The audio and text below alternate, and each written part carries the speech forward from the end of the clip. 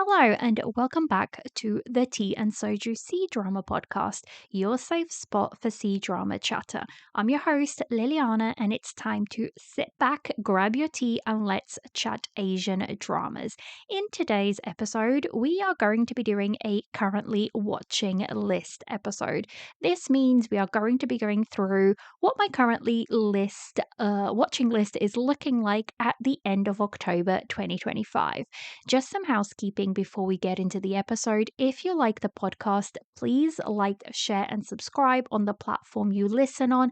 That really helps the podcast reach other listeners. For more content, check out Patreon, where you can find behind the scenes, first impressions, movie reviews, and more. I would like to thank my patrons are Purple Dinosaurus, Marta, Caitlin, Lorna, Cheryl, Rasheen, Nancy, Amanda, Jane, Cindy, Valerie, Catherine, Sandra, Naz, JM, HC, Haley, Maria, Nikki, Laura, Tia, Sarah, Judy Kell, Julia, L, T Lovey 17, Alan, Karen, Cheryl, Ariane, Palms, Laura, and Sapphire. Thank you guys so much. And also, I just want to put it here in this little part that we are actually doing a meetup in from Patreon. So a Zoom meetup on Patreon every month. And it's a lot of fun. We basically all get together and we just chat dramas, whether it be what we're watching, what we're going to be starting soon. We get suggestions. So it's a lot of fun. And if you can't make those meetings, I am making them different days and different times.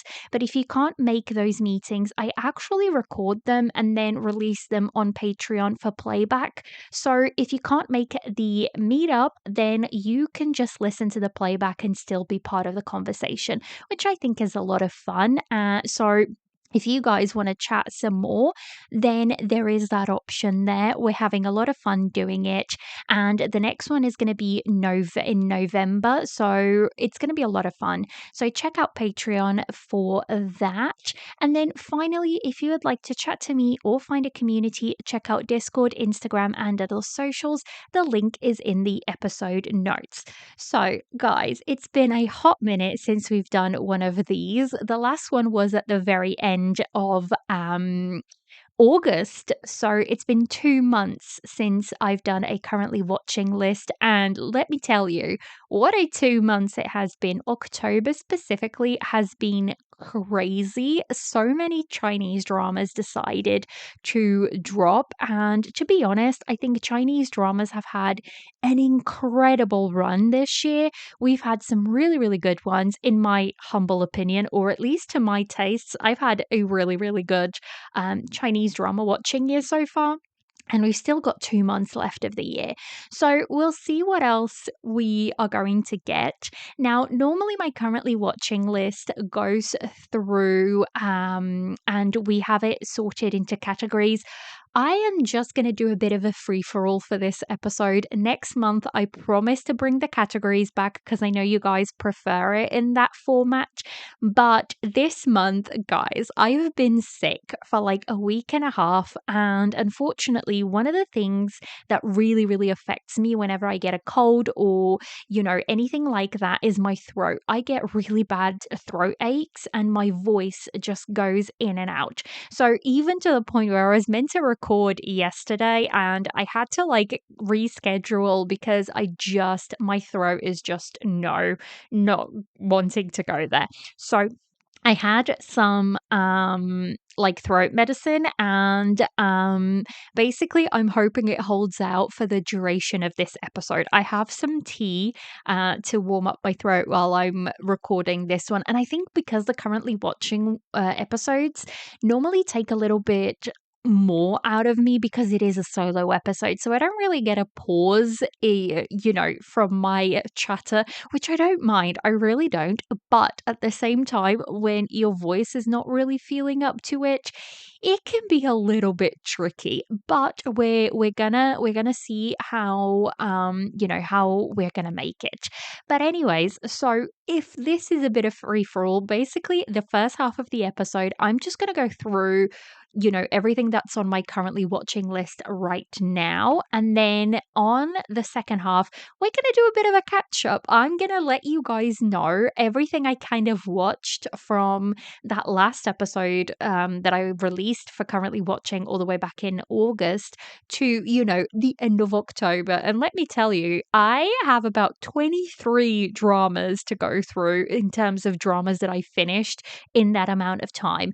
Don't ask how. I feel like that for me is quite a high number, taking into account that that's less than 2 months. October was a wild one. So let's get into this. So the first one that I have on my list, and this is something that I'm really, really enjoying anyways, is the Chinese drama Whispers of Fate. Now, I've been looking forward to this for a while now, and it is a Mango TV drama. However, I am watching it on iQIYI, and it is, I think, coming to Viki very soon. I'm not sure when it's coming to Viki, but it should be, in the next couple of days. Or actually, I just checked, and it is already on Viki. So Viki has the first 4 episodes, but if you do have a iQIYI subscription, I would go with that because this show deserves to be watched in 4K. And also, iQIYI has 7 episodes out already. So, I have been watching it on iQIYI. So, the reason why I was so excited for this is a Lo Yun-shi drama, and he looks ridiculously good in this drama. And he is casted as the only main role. So, there is no female lead in this drama, and there's no other male leads. It is literally just Lo Yun-shi.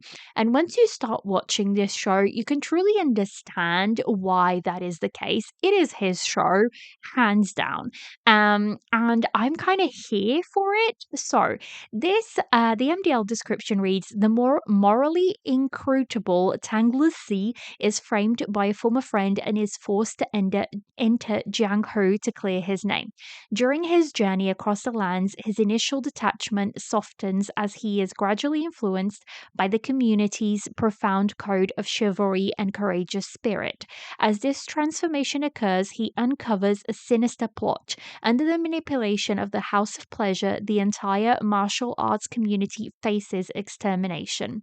Tang Li Si realizes he must not only shoulder the fate of the world but also confront his true identity and purpose, leading him to finally face his destiny. So that is kind of like the description of this show, and the genres for this now.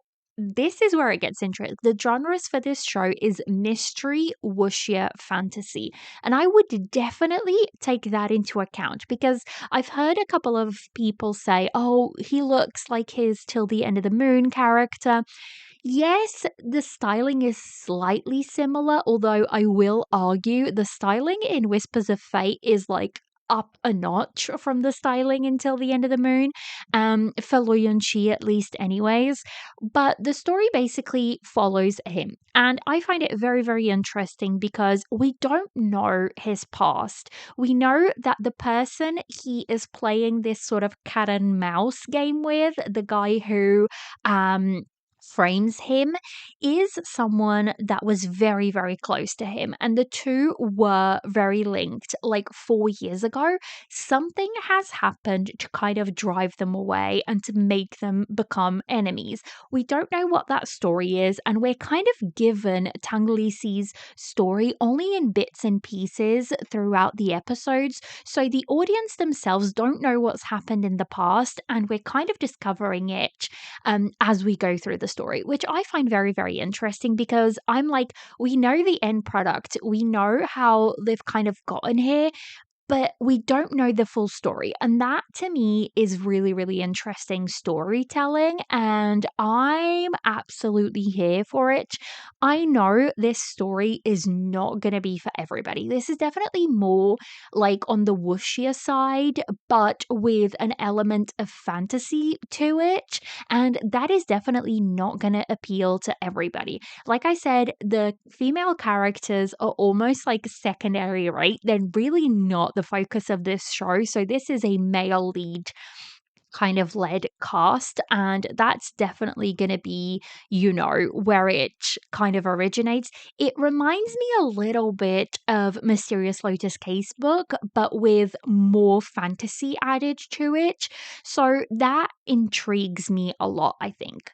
I'm enjoying it. I'm intrigued by the story. I'm loving Lo Yun-chi in this, and like I said, I don't think it's going to be a drama that is going to be for everybody, just because it is more of a mystery drama. It's kind of like more of a cat and mouse game that they're playing, and they're kind of pitting, players against each other, trying to outsmart each other.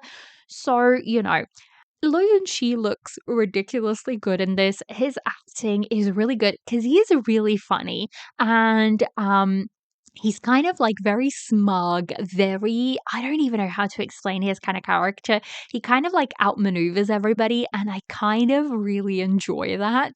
So he has like backup plans to his backup plans. That's the kind of planner he is. So I'm really enjoying it right now.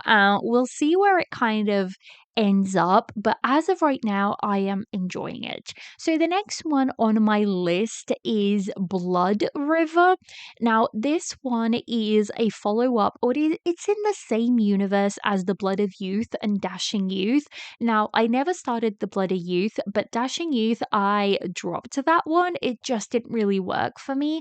So I know going into this that, look, it's an assassin's base and it's assassins playing against each other. And I was kind of signed up for that. The aesthetics of this show are not going to be for everybody either, because they rely a lot on CGI, and the CGI is okay. But I think, it's wuxia, but it's like wuxia with a lot of CGI, and I don't think that's going to be for everybody either. So this one stars Gong Joon as the main role, and it also stars Peng Xiaoran as the main role. We also have Chang Hua Sen, and we also have Yang Yu Tong.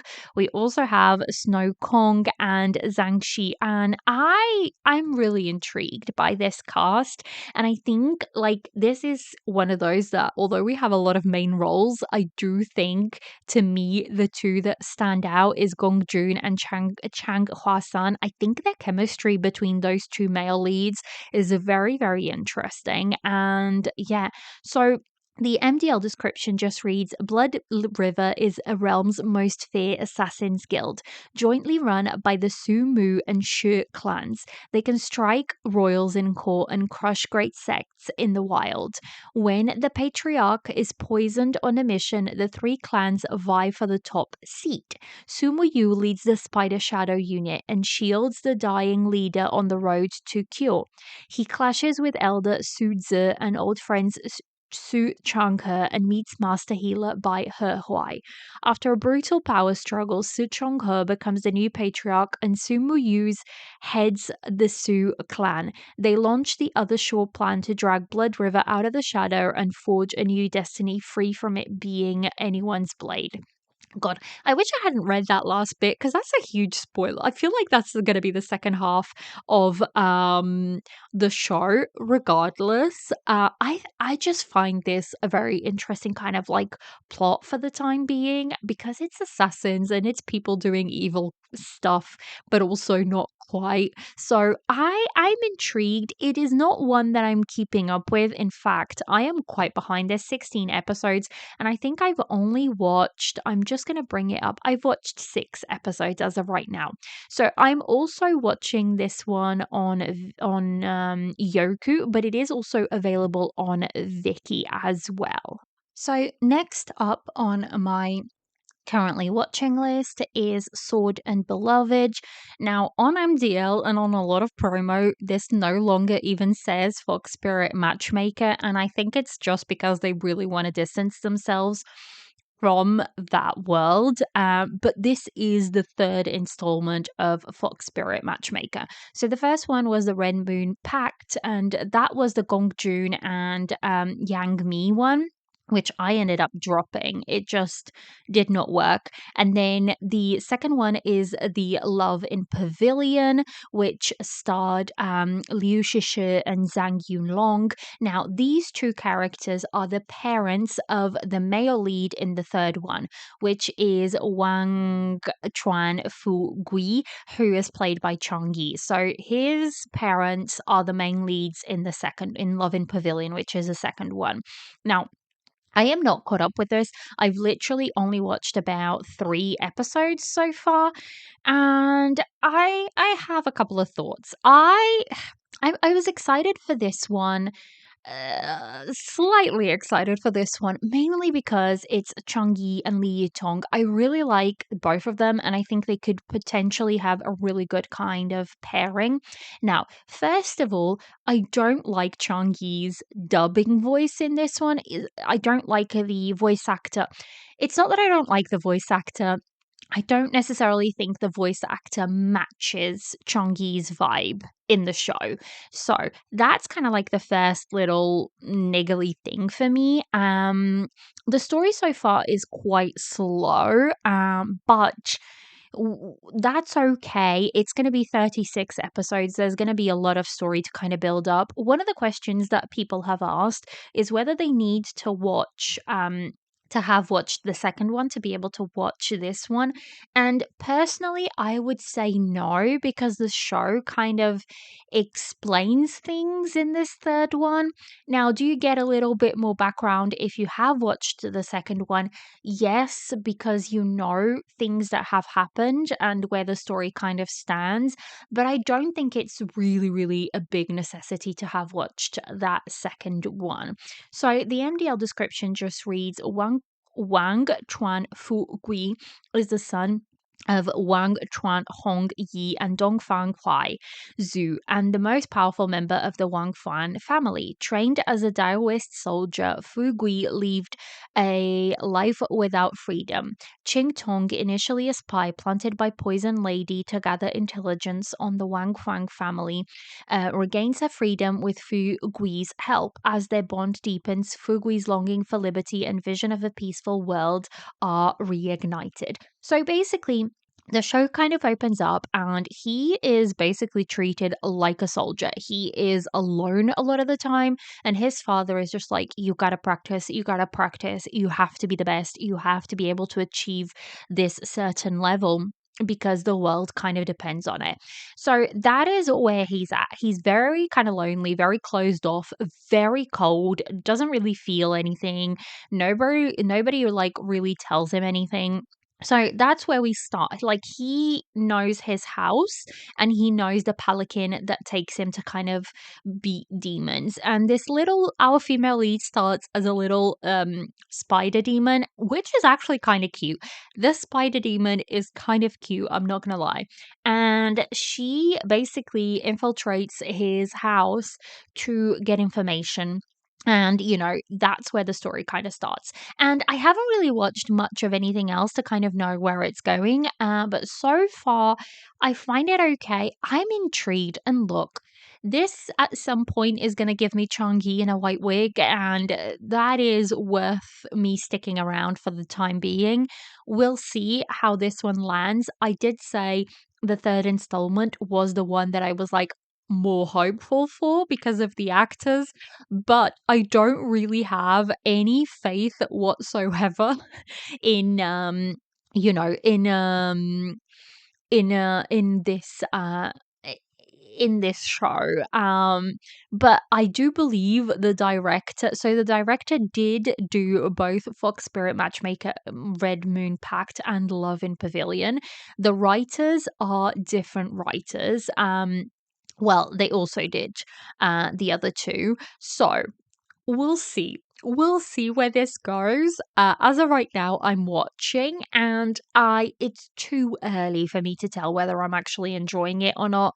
So, we'll see where this one lands. The next one is actually a Korean drama, and it is Would You Marry Me? Now, this is the Choi Woo Shik and Jung So Min drama, and so far, I'm kind of here for the shenanigans of it. So, this is a very tropey classic rom com. The two leads basically meet. The female lead is about to get married and she finds her partner cheating on her. And through finding her partner cheating on her, she then gets lumbered with a renting house kind of scam, and she has a lot of money to pay back. Now, she enters this competition. And the competition will give her a house, which she's like, great, I'll sell off the house and I can pay off my debts, and that'll be great. Slight problem. She then needs to go and um basically have an introduction into this. She wins the prize, but she needs to go and collect it, and she needs a husband for it. Enter our male lead, which just so happens to have the same name as, you know, her ex-husband. So she kind of like schemes to get him to be in a contract marriage with her so that she can, claim the house. That's kind of like the setup. It is a fake marriage trope, and I'm here for it. It is only going to be 12 episodes. Now, as of right now, I have watched 4 episodes, and I will say, I'm lacking a little bit on the chemistry. I wish the chemistry was a little bit more. Um, but who knows? I'm hoping we're going to see more of it as they kind of like get lumbered to live together. Hopefully, we will see a little bit more of that chemistry come through. But, I'm enjoying it. It's very tropey, and we're just going to go with it for the time being. Now, the next one is one that I literally have like 3 episodes left of, and that is the drama Yummy, Yummy, Yummy. This title is the bane of my existence. I mean, the actual direct translation is a banquet at Yong'an, and that just sounds so much better than this yummy, yummy, yummy title, but here we are. Basically, this is led by Wang Yinglu. This is like her 4th drama this year. It's wild. And Lee Yun Rei, and basically the female lead and her whole family travel back in time, and they have to open up a restaurant, and she starts to fall in love with Lin Yan, which is Lee Yun Rei's character, who is apparently her ancestor. So a little bit messy, but not quite. That's kind of like the setup for it, basically. There's a lot of food, and this is just a fun kind of watch. Like, don't go in expecting the highest of plots, but this is just a fun watch. The food in this is so good. Like, I was hungry throughout the whole thing, and yeah, I'm enjoying it. I've already been spoiled on the ending, which is probably why I'm not like rushing to finish it. But I'm okay with it. It is available on WeTV, Tencent Video, and Viki, and it is 32 episodes. And like I said, it is not going to be a best of the best kind of dramas, but it was okay and it was a lot of fun. If you just want something to kind of like give you some relaxed vibes to laugh along with, this one will do that for you. So the next one, going from a light one to a not so light one, is a Korean drama called The Murky Stream. Now, I kind of went into this out of nowhere. It is 9 episodes. It's on Disney. It's a Disney production, and it stars Warun and Shin Ye-eun, and also Park So-han and Park Ji-hwan. So that's kind of like your main cast, and it is a dark period drama. That's kind of like what I would put it as. And yeah, so the MDL description reads a gripping tale of twisted fates unfold in lawless Joseon, where the once pristine Gwanggwangia River has turned into a murky stream. Jang Si-yul, a man who buries his past to survive as a gangster, Choi Eun, a sharp-minded and righteous soul, and Jong Chon, an idealist striving to become an honest official, find their destinies entangled in a world where justice is scarce and survival comes at a cost. Now, I was kind of interested in this because Rowoon looks so incredibly different in this. He looks like dirty. I really literally mean that. in the sense of dirty. Like, it's not that he just has this very dirty look to him because he's playing like a peasant. So this was kind of a far cry from his normal roles, and that really, really, really intrigued me. So that's kind of why I went in. I am really behind on this. I've literally only watched 2 episodes so far, so I don't really have a lot of thoughts. But I don't know. I don't know where it's going to end up. We will see how I feel about it. But as of right now, it's okay. The story is okay. I'm not like gripped by it, but I'm intrigued enough to carry on. So the next one is we're hopping over to Japan, and it is the Yakuza's boss's beloved. Look, guys, I have been wanting to watch this for a while, and finally Vicky picked it up. This drama is, I don't even know. I've only watched 2 episodes because that's literally all that is available on Viki so far, but it is only 8 episodes, so I'm intrigued. It stars Totsuka Shocha and it stars Kono Ayaka. And the MDL description reads Makoto, 29, is a sales clerk at advertising agency Adrayaza and dreams of a happy family. She is a hard worker and admired by her colleagues, but in private, her life, she is devoted to her selfish and self centered boyfriend, Hayato, with whom she has been living for 3 years. One day, she finds out that he has been cheating on her with a junior colleague, Kwatani, and breaks up with him. But at the same time, she loses her home. The one who reaches out to her is Odagari, the department manager who is known as the Yakuza boss at work because of his cold heartedness. Until they find a new place to live, Makoto ends up living with Odagiri at his house. Odagiri's face is unexpectedly sweet, toying with Makoto. However, he has a hidden side as the young boss of a Yakuza gang. So, is this going to be a top-notch drama? Absolutely not. This is just going to be fun, and I wanted to sign up for some fun. So that's kind of like why I pressed play on it. I'm intrigued, and like I said, I just wanted to have a bit of fun with it. So the next one, we're going back to C Drama Land, and it is the Chinese drama Fated Hearts. Now, I have quibbles with this show. I know this show is going to be on a lot of people's top drama for this year. Everybody and their mother watched it, everybody and their mother loved it, and I honestly felt like I was going crazy. And as of right now, it actually sits with an 8.8 over on MDL, which is quite high. And it stars Li Qin as Fu Yu Xiao, and it stars Chen Zuyan as a Fang Si Ge. Now, I was sort of excited for this drama. It's enemies to lovers, it is everything that my heart kind of desires in a story. For some reason, I cannot click with it. I have watched 18 episodes, 18, 19 episodes, so I have another 20 episodes to go. Will I finish it? It remains to be seen at this point. I don't know whether I will or not, but actually, everybody says that this show goes off the rails in the second half, and I'm kind of curious to see that for myself. So I might just have to tune in for it. Now, I think my biggest complaint about this show is the chemistry. I just don't see what they're selling me. I don't buy what they're selling me. And this is a problem that I've kind of found with kind of every Lee Chin drama that I've watched. I always think she's a great actress in terms of like commanding the screen and whatnot. And in this, she plays this really hard, general, and she looks cool, and her movements are cool, and all of that.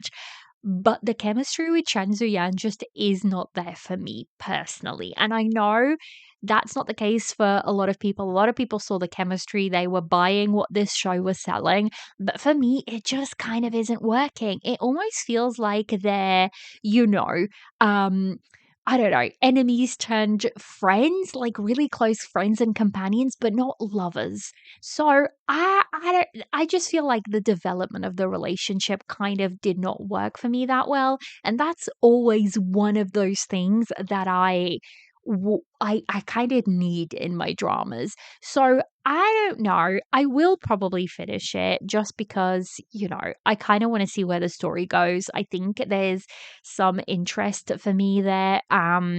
But I don't know when I will finish it.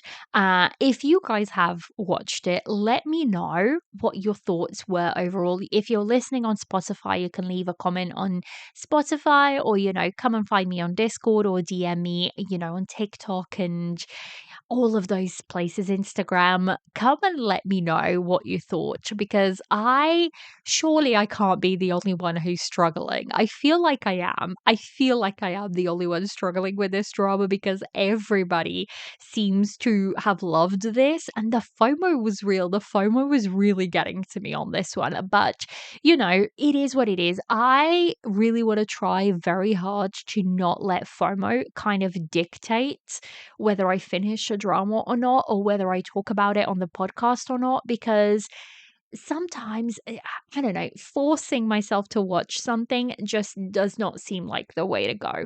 So it is what it is. Now, the next one that I started is another J drama, and I literally only watched the first episode. So I don't have anything much to say about it, but it is called Cinderella's Closet. It is a Netflix, or it is airing on Netflix, and it stars Osoki Ichika, Matsumo Leo, and it also stars Hachimuro Rentaro.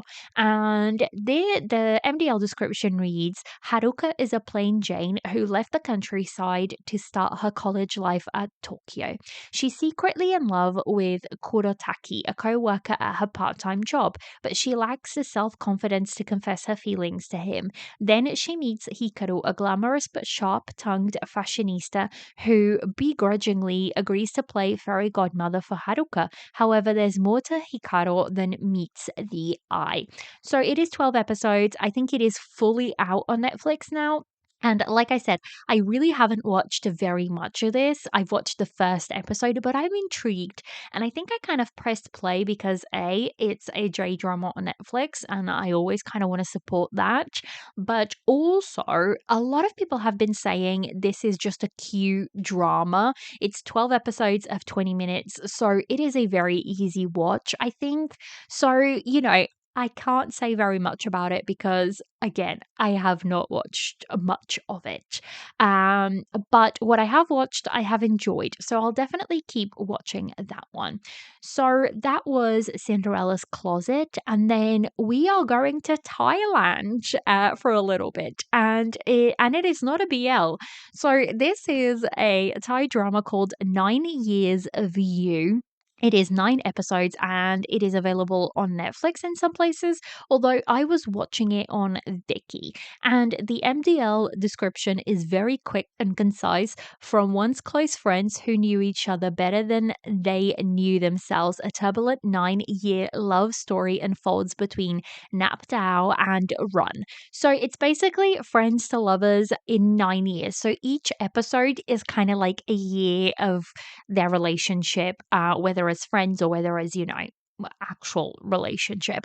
So I really like that concept, and that's kind of why I went in. And yeah, I have again only watched the first episode of this, so I don't have a lot of commentary yet. I like the two actors so far, so we shall see where this one ends up. The other one that I'm watching is so that was 9 Years of You.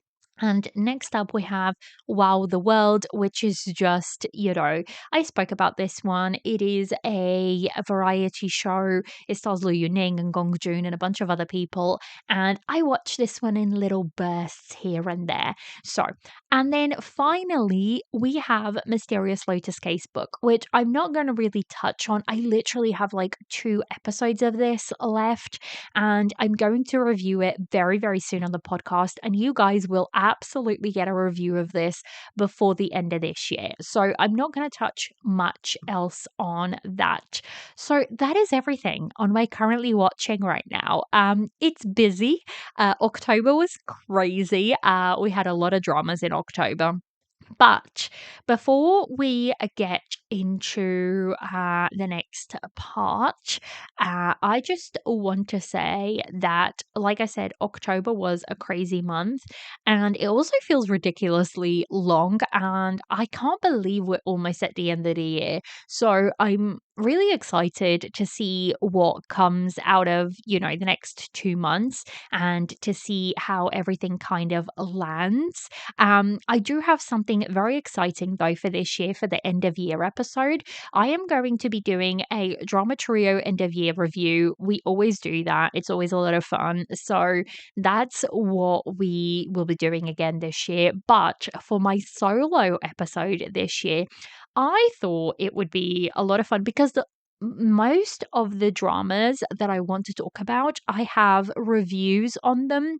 So, what I thought would be fun is I will go through my top dramas of the year, talk a little bit about, my year in C Drama Land and kind of how I feel it has gone.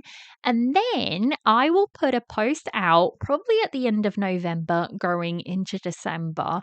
And I will reach out to you guys so you guys can let me know what was your top drama of the year and why. And I will put those at the end of the episode. So it's going to be a joint effort episode, which I think is going to be a lot of fun because I feel like we will get a wider variety of shows to talk about that way. So if you guys want to get involved in that, make sure to keep a lookout, on Discord and Instagram mainly and Patreon. I will put a story up and I will put a post up and you guys can sort of reply there or just private message me your options, and I will be so excited to read through those. So that's going to be a lot of fun. So let's do a very quick fire catch up. And it is going to be, I wanted to spend more time on this, guys. I really did. But I am starting to struggle a little bit. My throat is, like I said at the beginning of the episode, not the best right now. So I think I'm going to rapid fire some of these because, like I said, we have 23 shows to get through. So, first up, we have a J drama called Learning to Love. That was a wild show for me. I'm not sure, like, I don't know, maybe I wasn't the target audience. I ended up giving this a 7 out of 10. I just couldn't really get behind the main couple, and I thought it was going to be a bit, I thought it was going to be sweeter of a story than it actually was. So I ended up not really enjoying this one that much. So that is the J drama Learning to Love. The next one is a Thai BL and it's called The Next Prince. Yes, I did end up finishing it. The first half was interesting. The second half kind of lost me. I ended up giving this one a 7.5 out of 10. Their chemistry was okay, but overall, I just don't think the show, really blew me out of the water, although the concept was a lot of fun. The next one is Legend of the Female General. I'm not going to touch on this that much at all. There is a review coming up and it is going to be with Laura. I'm quite excited to release that one to you guys. Next up, we have In the Name of Blossom, which is the follow up to, oh my God, Flourished Peony. Had a bit of a brain freeze there. It's the follow up to Flourished Peony.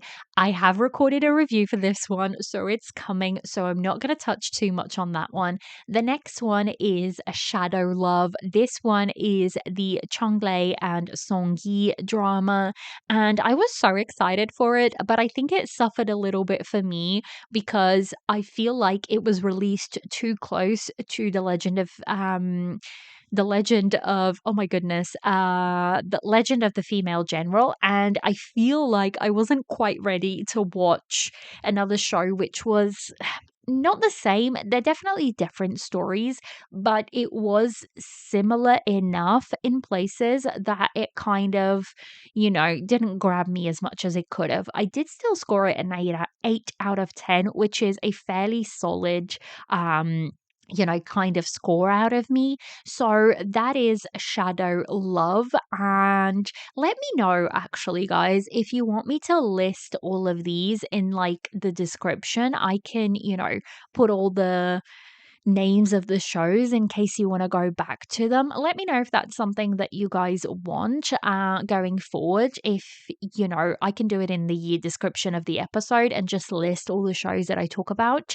But yeah, so going back, the next one, guys, if you have not watched this drama, you kind of need to before the end of the year. That is a Chinese drama, 12 Letters. And to me, this is absolutely a top 2025 drama.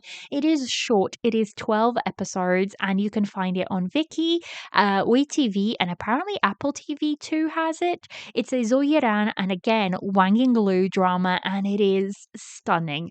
It is hard to watch in certain places. The story kind of carries heavy topics. But I will say, overall, it kind of really has this hopeful tone to it. And I loved it. It is some of the best acting I have seen out of Zoyiran. So, Zoyiran is the male lead from When I Fly Towards You. And honestly, this role is his best role to date for me personally. So I highly recommend you guys watch this one. I will be absolutely reviewing this one as well on the podcast very soon. The next one is one of those very short Chinese dramas. It is called Bound by Sin. I scored this a 7.5 out of 10. It is, I mean, what more can you say? It's one of those very short, very racy, crazy kind of Chinese dramas. It is on Yoku and also on Viki, and it is oh my goodness, what's the word? It is historical, but it's not historical. It is historical. Oh my god, period drama. I am blanking completely on the word right now, and I cannot remember. Republican. It's a Republican era. Um, Set. So it was a lot of fun. Sometimes I just feel like when I, can't seem to really want to watch anything, these short Chinese dramas really work for me. So that's what I watched. Next up is one of my biggest disappointments of 2025, and that is the Chinese drama 12. Not the Chinese drama, my goodness, the Korean drama 12. It is the one with Ma Dong Suk and Park Hyung Sik and this, So In Guk, this very packed cast, which left a lot to be desired for. I think I gave it like a 4 out of 10. It is just terribly written, terribly directed. Yeah, not for me at all, which is so sad because again, the cast was incredible, but it feels like the way of K dramas for me personally lately. It's like great cast, but the story just is not there. And next up is Nevertheless, the Japanese version. Don't ask me why I watched this. I was curious to see what Japan would do with this story. It was okay. I think I scored it like a 7 or something. I don't know. If you've watched the Korean drama, you've watched the Japanese version. I don't know. The story's basically the same. And it was one of those things that I was like, I was curious. I went in and kind of binged it all back to back because the episodes are fairly short. Um, and do I recommend it? I don't think I do, to be quite honest. So the next one is Mobius, which is the Bai Jingting show. Guys, I cannot emphasize enough, do not go into this show expecting it to be reset. It is not reset. The story is quite different. The only things they have in common is that it is like a loop, a time loop, but even the time loops are different. So I think a lot of people were being disappointed because they were expecting something similar to reset, and that's definitely not the case. I liked it. The drama trio are going to be reviewing it, so I'm not going to be touching too much more on that. The next one is the K drama, The Trauma Code. I went into this because Caitlin said this is so good. It's one of her favorites of the year. So I had to check it out. And my goodness, I ended up really enjoying it. I scored it a 9 out of 10. It gave me the feels of like watching one of those American, ER kind of shows, but I don't know. I really liked it. I love the found family. It is 8 episodes. It's a really easy watch. It stars Ju Ji Hoon, Choi Young Woo, Ha Young, Yeon Kyung Ho, and it also stars Jung Jae Kwang. I really liked The Found Family. I really did. I cannot wait. They're going to be recording a second season, so I cannot wait for it. I watched the Chinese drama What If. If you've seen the drama trio drama exchange, you know my thoughts on that. Or if you've heard that episode, you know my thoughts on that. Do not recommend. I watched the short drama The Maid.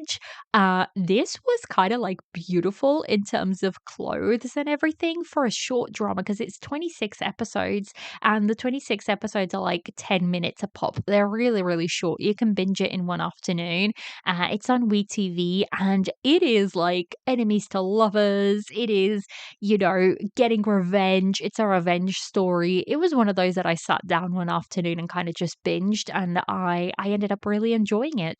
So the next one is the K-drama Bon Appetit, Your Majesty. Okay. Like I thought this was okay. I don't think it's not a top drama for me. I think like the story was too dragged out. The food was okay. Like the food itself, the recordings, I really really liked it.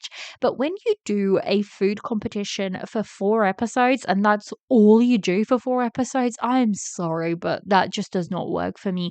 I think the pacing was really off and even at 12 episodes, I honestly think they could have cut a couple more episodes off and the drama would have been absolutely fine. So that's my thoughts on that one. The next one I finished was Tempest. I thought it had a strong start, but not necessarily, the later half just went off the rails and not necessarily in a good way for me. So that's my very quick thoughts on that one. When Life Gives You Tangerines, I finished it and I liked it. It is probably one of my favorite K dramas of the year. However, I liked the first half way more than I did the second half. I'm going to be doing a quick review of this one over on Patreon. So if you are, part of Patreon, you'll be able to get that one soon. I finished up Love's Ambition, loved it. One of my top dramas for the year. We'll be reviewing it on the podcast, so won't be touching too much. Finished up When Destiny Brings the Demon. Again, another top drama for me for this year. I loved this drama so much. Still missing Sima Jiao. If you want to hear more thoughts, you can scroll back a couple of episodes and you can listen to me and Viv talk about, this drama. I finished up Love in the Clouds literally just today, and I freaking loved this drama so much. I don't even know where to start on this. I'm not going to touch too much because again, I will be reviewing this one for the podcast, and I just love it. If you really want something that you can sink your teeth into, I would definitely give Love in the Clouds a try. Both, you have a very strong, smart female lead, a strong, smart male lead. The two of them together, their chemistry, some of the best chemistry I've seen all year. The story is good. Like, I just really, really liked the story overall. I liked these two together, and to me, it worked. Everything just kind of really, really worked. So the next one is Romantics Anonymous, which is a J drama that stars. I am just bringing it up because I did not write down the details for this one. So let me just see if I can bring it up. There we go. So it is a Japanese drama, but it stars the Korean actress Han Hyo-ju, but it also stars Ogiri Shun. It is one of those very tropey kind of shows, but I ended up enjoying it way more than I thought I was going to. I gave it an 8.5 out of 10. My slight complaint about it was I wish there was a bit more romance in it, but it is only 8 episodes. It's on Netflix, so I highly recommend watching this one. It is an easy watch, and the chocolates look great. I really like the setup of the show as well. So, overall a good watch. And that kind of wraps up everything that I've kind of watched and finished over the last 2 months since we've done one of these episodes. It's been a really good 2 months. I feel like this year in general has just been a better year for me, and I'm excited to see what the last 2 months kind of hold. Now, is there a drama that you think I'm going to wrap up the episode with this question? Is there a drama from 2025 that you think is a must watch before the end of the year? I'm really curious to see what your replies to this question is. So let me know either in the Spotify comments or, let me know, come and talk to me on the DMs and just let me know. I'm very, very intrigued. To see what everybody's kind of must watch is as of right now. So that is it. That is the episode. And I hope you guys have enjoyed it. I'm glad that we're back to doing currently watching episodes. It's been a hot minute. And I do always kind of enjoy these ones. And you guys seem to really enjoy listening to these ones as well. So let me know in the comments about, your top drama, not your top drama, but a must watch drama for this year. And that is it. This has been another episode of the Tea and Soju podcast, and I shall catch you in the next one. Bye.